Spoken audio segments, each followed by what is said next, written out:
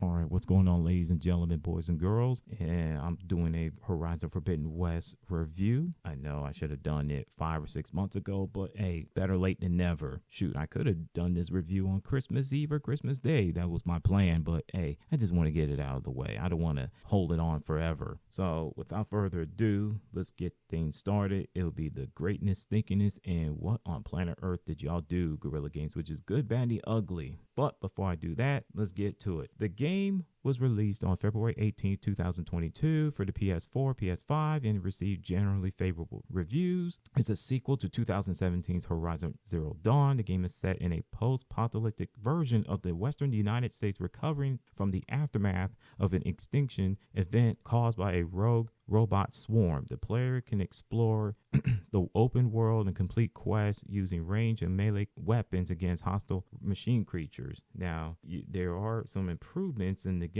That it's larger than the previous game. The exploration is improved, underwater exploration, improvements traversal using Valor Surge system, freeform climbing tools such as shield wing, focus scanner, diving mask, pull caster. The mission structure for quests better supports the variety of objectives and completing reward systems.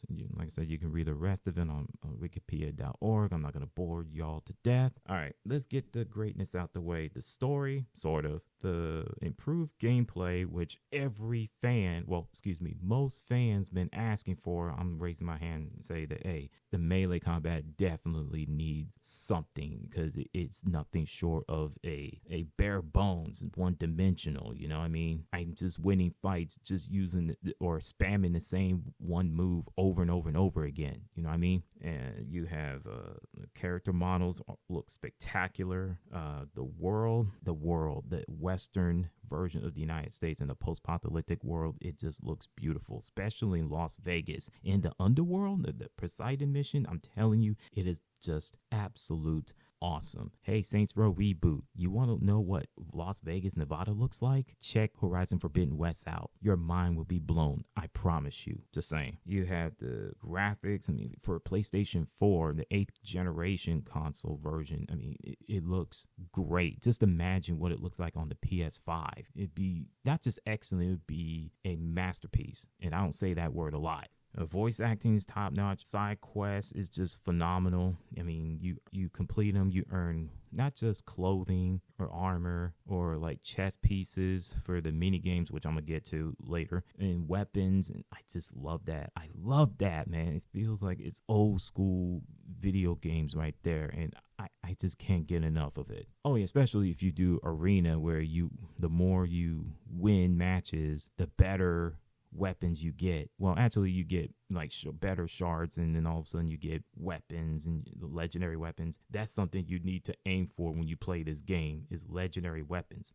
It'll make it easy for you guys instead of just relying on the purple weapons or the blue weapons. It'll do some damage, but it's not going to do a lot. Just go for the legendary weapons and you're good to go. The bad and the ugly, which is the stinkiness and what in the world will happen, it's going to be mixture. The Varsina story, I wasn't feeling it at all. Well, I was feeling it, but not to the point where like, oh my goodness, it's the greatest thing ever. The weird bugs and glitches, especially the unnecessary loading screen where you're roaming in the world and all of a sudden the picture just goes black for about a few seconds, then it comes back on, then all of a sudden, if you're in the air with Sunwing or on using a ground machine, you're like, wait a minute, what's going on? Yeah, that's the part where I did not like at all. The forced mini games, it drove me nuts. You can't use Sunwing until mission 16. Don't let anyone or the game tell you that, oh, well, you could use it early. No.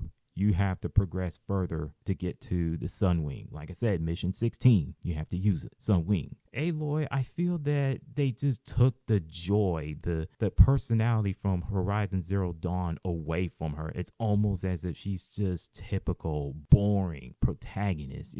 I just roll my eyes. I'm like, take a break, woman. Crack a smile. Do backflips. Do something. You don't have to carry the entire planet Earth or on your shoulders all the damn time. It's just ridiculous. So, and there's this one character I don't want to spoil it for y'all. I'm very tempting to say, but I'm not going to do it because there are people out there who haven't played this game. Was killed off, and I was very, very mad, and I'm still mad about that. Till this day, I can't get over it. I can't get over it. So it has something to do with beta. Those who have have played the game, you know what I'm talking about. So that's my bad and ugly moment of the game, and I'm hoping there's a DLC coming out. That's why I still have the game on the inside the PS4. So when Guerrilla Games and Sony Interactive Entertainment announced of the DLC, I'm gonna play that bad boy and I'm gonna enjoy it the same way I did with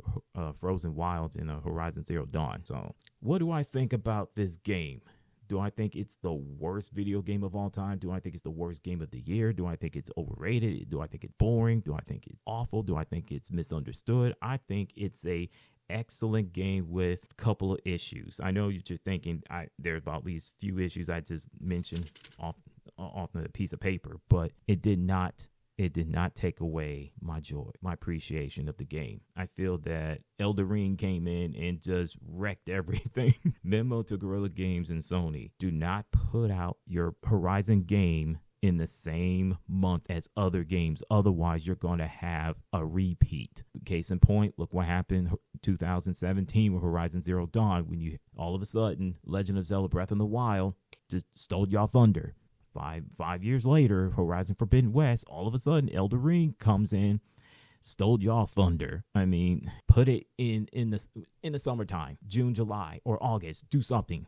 That way you get your shine and everybody will play your game and everybody will love it. If you do the same thing like you did this year and 5 years ago, you're going to have a repeat and it's going to be awful. So that's my verdict for Horizon Forbidden West. It's excellent, but not a masterpiece. I think it's my game of the year contender. Not game of the year, but a contender of it. So with that in mind, thank you for listening, and check y'all later. Peace out and keep pounding.